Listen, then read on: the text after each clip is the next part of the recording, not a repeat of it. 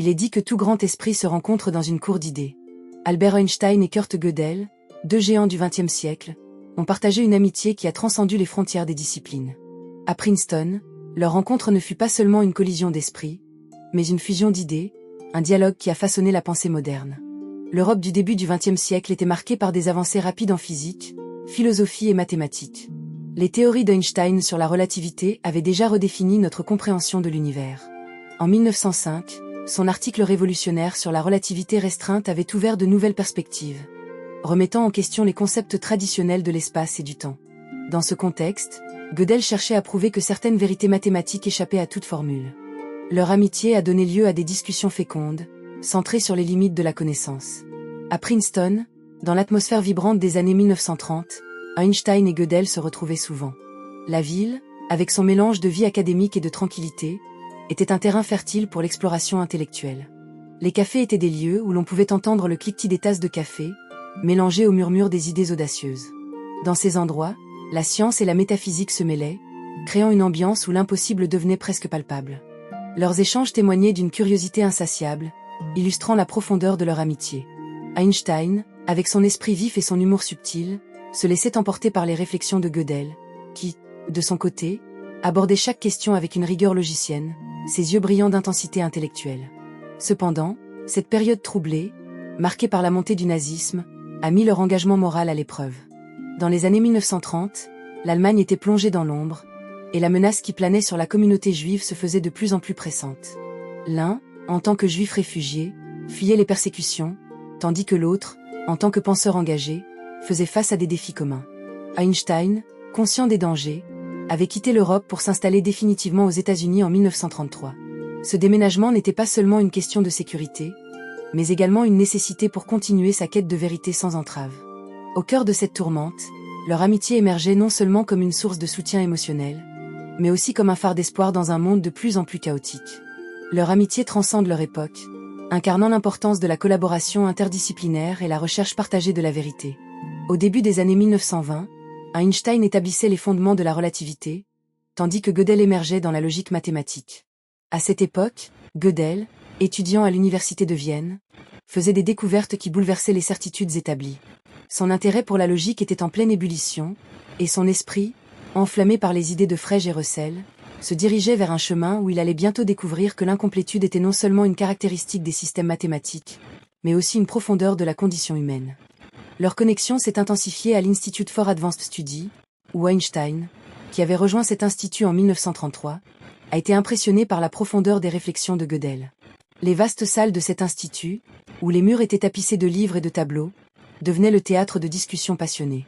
Einstein se remémore souvent les nuits passées à débattre des implications philosophiques de la relativité et des théorèmes de Gödel, exprimant ainsi un respect profond pour l'intellect de son ami.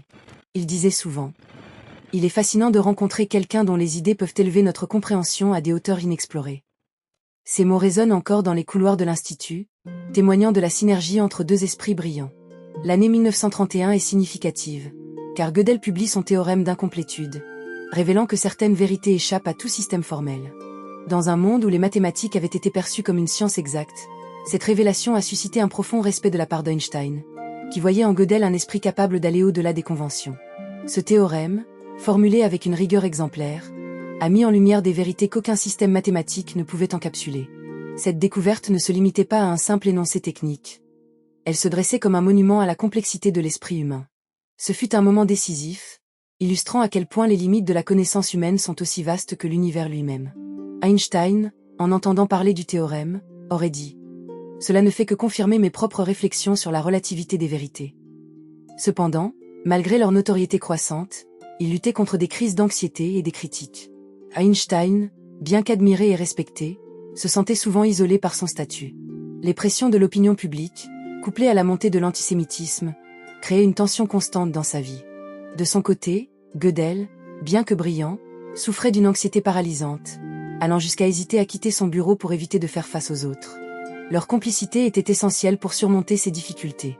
Ensemble, ils ont démontré que la recherche de la vérité n'est pas un chemin solitaire, mais un voyage collectif enrichi par les contributions d'autres esprits brillants. Dans les rues de Princeton, ils se promenaient souvent ensemble, leurs conversations s'étalant comme une symphonie de pensées. Les arbres centenaires, les ruelles paisibles, et l'air frais portait les échos de leurs réflexions. En marchant, Gödel partageait ses idées sur les implications des paradoxes logiques, tandis qu'Einstein, avec sa gestuelle expressive, traduisait ses concepts complexes en métaphores compréhensibles.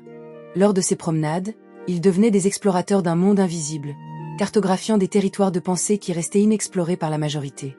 Les années passaient, mais leur amitié demeurait constante, un pilier face aux tempêtes de la vie.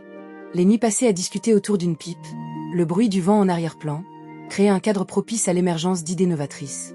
Les échanges de lettres, soigneusement conservés, révèlent des pensées intimes et des réflexions sur le monde qui les entourait. Dans une de ces lettres, Einstein affirmait « Chaque pensée que nous échangeons nous rapproche un peu plus de l'essence de la vérité, même si cette essence semble toujours se dérober à nous. » Ces mots capturent l'esprit de leur relation, une relation fondée sur l'admiration mutuelle et une quête commune de la connaissance. Einstein n'hésitait pas à exprimer son admiration pour l'esprit critique de Gödel, soulignant que ses réflexions étaient une source d'inspiration. Cette confiance mutuelle était le terreau fertile de leur amitié. Ainsi, l'amitié entre Einstein et Gödel reste une illustration lumineuse de la puissance de l'intellect partagé. Leur héritage transcende le temps, nous rappelant que la quête de la connaissance est un voyage porté par la curiosité et l'émerveillement. Leur collaboration a permis de créer un dialogue interdisciplinaire, une symbiose entre physique et logique qui a contribué à façonner le paysage intellectuel du XXe siècle. Les discussions autour de la théorie de la relativité ont souvent conduit à des questions existentielles qui résonnent encore aujourd'hui. Dans une de leurs conversations, Gödel a exprimé son inquiétude face à l'idée que la relativité pourrait remettre en question la notion de libre arbitre. Einstein, avec sa sagesse, a répondu que la physique ne doit pas nécessairement éclipser la philosophie. Il a déclaré « La science peut expliquer le comment, mais elle laisse le pourquoi inexploré. C'est là où la philosophie entre en jeu. » Cette dialectique entre science et philosophie n'a pas seulement enrichi leurs discussions, mais a également apporté une dimension humaine à leur théorie.